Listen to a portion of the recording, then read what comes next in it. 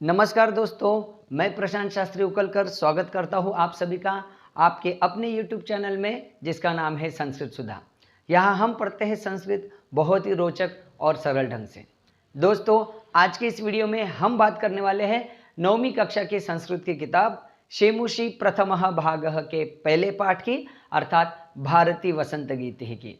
जो पहली बार इस चैनल के साथ जुड़े हुए हैं, मैं उनको बताना चाहूँगा कि इस पद्यात्मक पाठ को किस प्रकार गाकर याद किया जा सकता है, इसके बारे में मैं ऑलरेडी एक वीडियो बना चुका हूं, जिसके लिंक मैंने नीचे डिस्क्रिप्शन में दी हैं। आप वहां पर जाकर उस वीडियो को देख सकते हो ताकि आप इस गाने को अच्छी तरीके से गा सकें।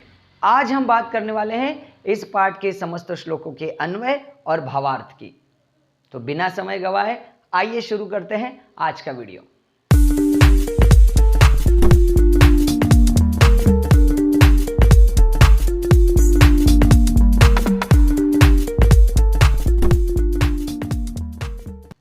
दोस्तों, इस पाठ को शुरू करने से पहले हम समझ लेते हैं पाठ के शीर्षक के बारे में और प्रस्तावना के बारे में। इस पाठ का शीर्षक है भारती वसंत गीतिः। यहाँ पे 3 शब्द हैं। एक शब्द है भारती, जिसका अर्थ होता है माँ सरस्वती। दूसरा शब्द है वसंत, अर्थात जो हमें वसंत ऋतु के बारे में बताता है। और तीसरा शब्द है गीतिः। गीतिः शब्द का अर्थ होता है गीत। तो यह पाठ एक ऐसा गीत है जिसमें वसंत ऋतु का वर्णन किया गया है और साथ ही भारती अर्थात माँ सरस्वती से प्रार्थना भी की गई है। यह पाठ संस्कृत के आधुनिक कवि पंडित जानकी वल्लभ शास्त्री, इनका एक गीत संग्रह है जिसका नाम है काकली। उस गीत संग्रह से यह पाठ आपके पाठ्य पुस्तक में लिया गया है। इस गीत के माध्यम से कवि माँ सरस्वती से प्रार्थना करते हैं कि माँ सरस्वती मधुर वीणा बजाएं और मधुर गीत का गायन करें। तो आइए सबसे पहले देखते हैं शुरू की पंक्तियां। पहली 2 पंक्तियां दी गई हैं जिसे हम ध्रुव पद कहते हैं, जो हर श्लोक के बाद दोहराया जाता है। और इस ध्रुव पद में कवि माँ सरस्वती से वीणा बजाने की और मधुर गीत गाने की प्रार्थना करते हैं। पंक्तियां इस प्रकार है। निनादय नवीना मये वाणी वीणां मृदुंगाय गीतिं ललित नीतिलीनाम्। अब जानते हैं इसके अर्थ के बारे में। सबसे पहला शब्द दिया है निनादय। निनादय शब्द का अर्थ होता है बजाइए, बजाओ, गुंजित करो। दूसरा शब्द है नवीनामये। इस शब्द को हम अलग करेंगे तो वापस 2 शब्द हमें मिलेंगे, एक नवीनाम और एक अये। अये शब्द को तीसरा जो वाणी शब्द है उसके साथ जोड़ना है। नवीनाम शब्द को वीणाम शब्द के साथ जोड़ेंगे क्योंकि वह उस वीणाम का विशेषण है। तो शुरुआत हम अये वाणी से करेंगे। अये वाणी नवीनाम वीणाम निनादय, ये हो गया आपका अन्वय। अर्थ अये वाणी अर्थात हे वाणी, नवीनाम वीणाम अर्थात नई वीणा को, और निनादय अर्थात बजाइए। तो पहली पंक्ति में कवि माँ सरस्वती से प्रार्थना करता है कि हे माँ सरस्वती, आप नई वीणा को बजाइए। अब देखते हैं दूसरी पंक्ति। दूसरी पंक्ति में बताया मृदुंगाय गीतिम। मृदुम अर्थात मधुर, गाय अर्थात गायन करो, गीतिम अर्थात गीतम अर्थात गीत का गायन करो। गीतिम गाय, कैसे गीत को गाना है? तो इस पूरी पंक्ति में 2 विशेषण आए।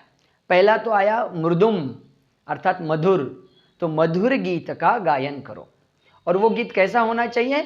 ललित नीति लीनाम।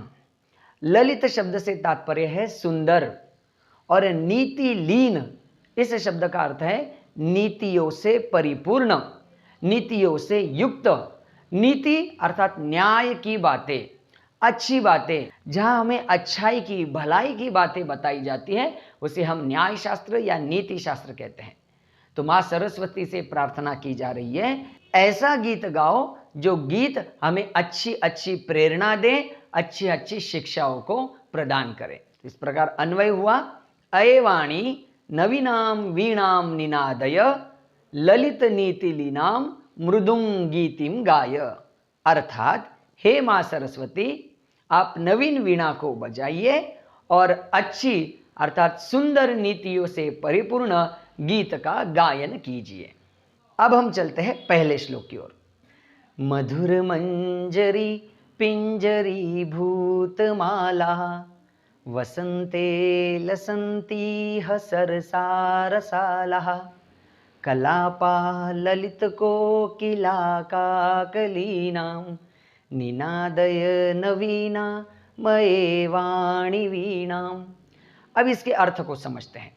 इसके अन्वय और अर्थ को बताने से पहले एक संधि शब्द आया है जो बहुत महत्वपूर्ण है, उसको समझ लीजिए।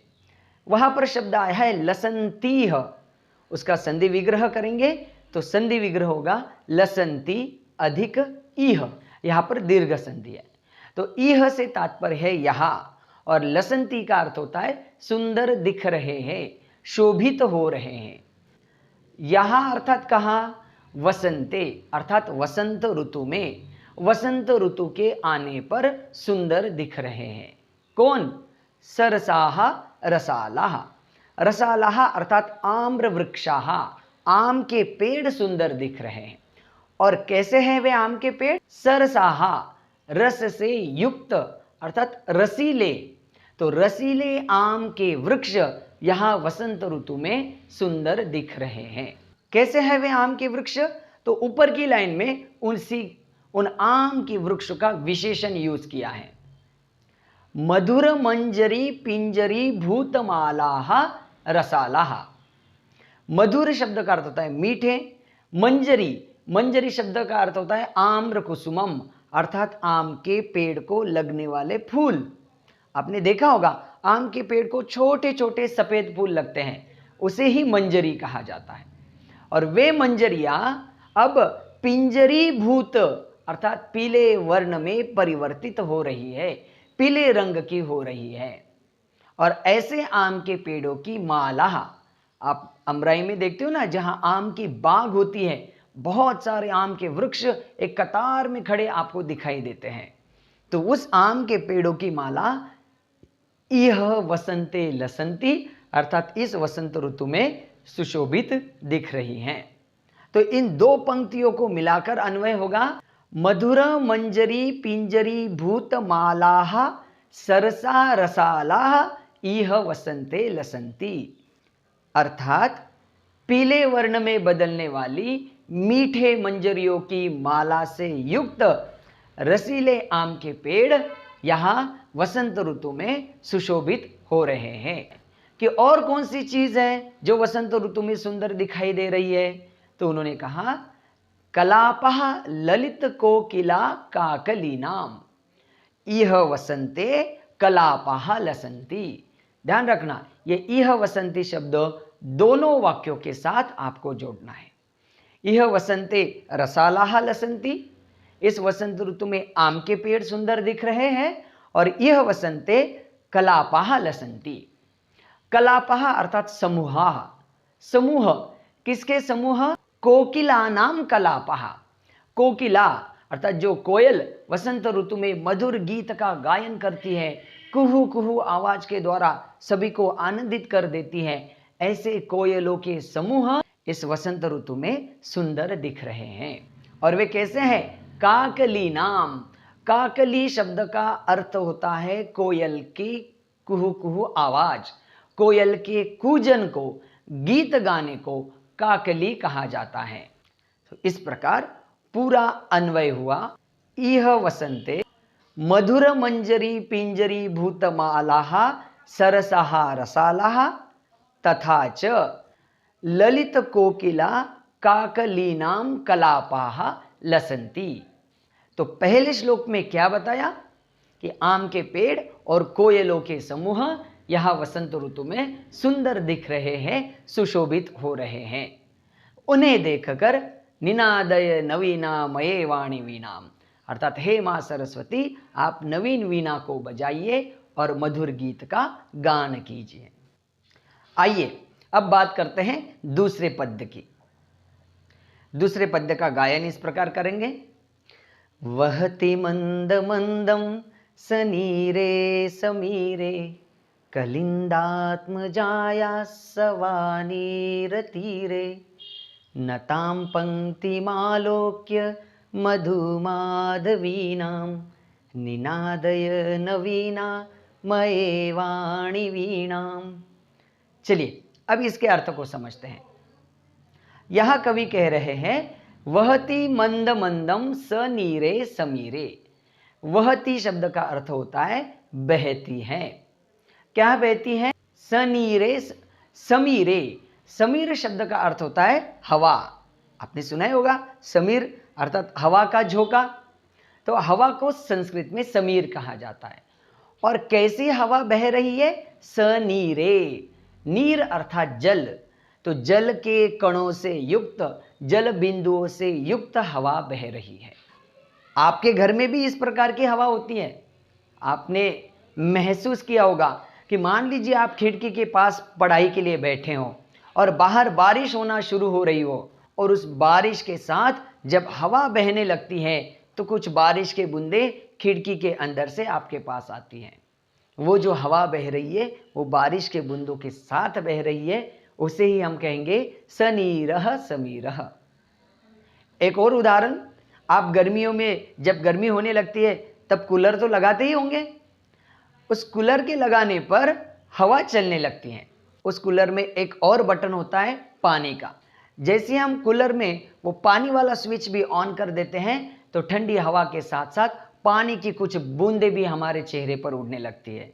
तो पानी से युक्त वह जो हवा है उसे ही यहाँ पर सनीरे समीरे कहा गया है। तो वहती मंद मंदम, मंद मंदम का अर्थ होता है धीरे धीरे। तो इस प्रकार पानी के बूंदों से युक्त हवा धीरे धीरे बह रही है। वहती मंद मंदम सनीरे समीरे। वहती अर्थात बहती है, मंद मंदम अर्थात धीरे धीरे, और सनीरे समीरे अर्थात पानी से युक्त हवा। तो पूरा अर्थ हुआ पानी से युक्त हवा धीरे धीरे बहती है। अब प्रश्न उपस्थित होगा कि ये हवा कहाँ पे बह रही है? तो उसका जवाब अगली पंक्ति में दिया, कलिंदात्मजायाः सवानीर तीरे। कलिंदात्मजायाः, कलिंदात्मजा यमुना नदी का दूसरा नाम है। कलिंद नाम के ऋषि और उनकी आत्मजा अर्थात पुत्री, इसलिए यमुना नदी का नाम है कलिंदात्मजा। तो कलिंदात्मजायाः अर्थात यमुनायाः, तो यमुना नदी के किनारे पर यह हवा बह रही है। और यमुना नदी का किनारा कैसा है? तो सवानीर तीरे। तीरे अर्थात किनारे पर। कैसे किनारे पर? सवानीर। तो सवानीर शब्द से तात्पर्य है बेत की लताओं से घिरा हुआ। बेत या जिसको आप बांबू कहते हो, यमुना नदी के किनारे बेत अर्थात बांबू की लताएं हैं। वेतस लताओं से युक्त वह नदी का किनारा है, और उस नदी के किनारे पानी से युक्त हवा धीरे धीरे बह रही है। तो इन दो पंक्तियों का अर्थ अगर हम एक साथ देखें तो इस प्रकार होगा, कलिंदात्मजायाः सवानीर तीरे सनीरे समीरे मंद मंदम वहती।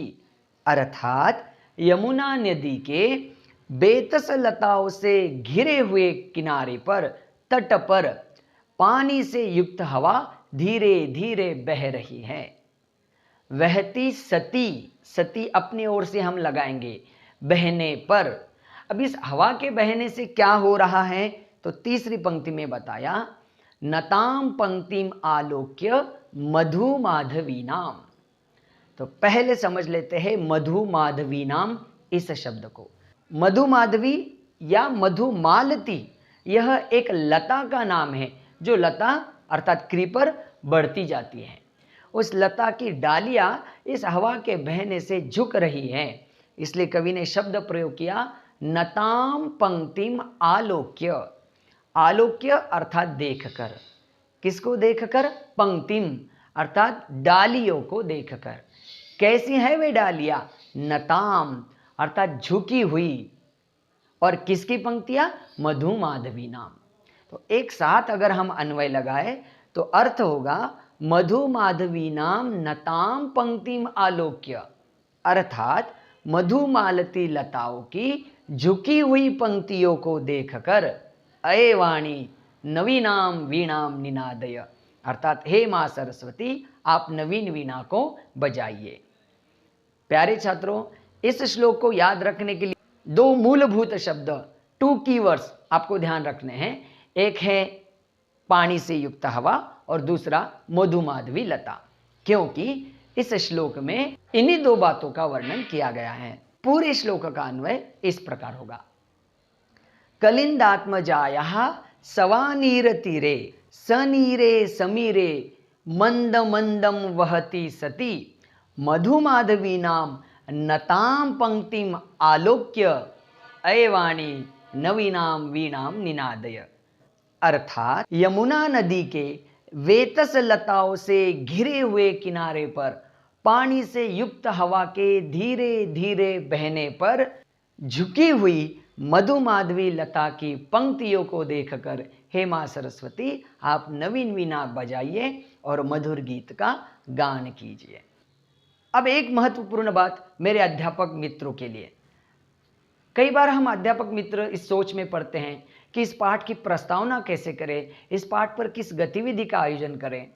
तो मेरे अध्यापक मित्रों के लिए मैं सुझाव देना चाहूँगा कि इस कविता में, इस पाठ में वसंत ऋतु का वर्णन आया हुआ है, तो आप वसंत ऋतु से संबंधित इंटरडिसिप्लिनरी एक्टिविटी अर्थात आंतर विषयक गतिविधि का आयोजन कर सकते हैं। वसंत ऋतु अर्थात स्प्रिंग सीजन से संबंधित एक इंग्लिश पोम 9वीं या 10वीं के सीबीएसई के पाठ्यक्रम में भी है। वसंत पंचमी या वसंत ऋतु का वर्णन करने वाली कई सारी कविताएं हिंदी में भी उपलब्ध हैं। संस्कृत में भी वसंत ऋतु से संबंधित कुछ श्लोक हैं और छात्र वसंत ऋतु से संबंधित अपनी मातृभाषा का कोई गीत भी जानते ही होंगे। तो अध्यापक मित्रों, इन 4 अलग अलग विषयों से, इन 4 अलग अलग भाषाओं में वसंत ऋतु से संबंधित गीतों को संकलित करने की गतिविधि आप आयोजित कर सकते हैं। इस गतिविधि से संबंधित कुछ रूब्रिक्स, कुछ मूल्यांकन बिंदु भी मैं आपके साथ शेयर कर रहा हूं। आशा करता हूं ये पूरा पाठ आपको समझ में आया होगा। इस पाठ से संबंधित कोई भी आपकी शंका रहे तो नीचे कमेंट बॉक्स में जरूर कमेंट कीजिए। और हाँ, अगर वीडियो पसंद आया है तो लाइक कीजिए, आपके दोस्तों के साथ शेयर कीजिए और चैनल को सब्सक्राइब करना मत भूलिए। चलिए मिलते हैं अगले वीडियो में, तब तक के लिए धन्यवाद। पुनर्मिलामः।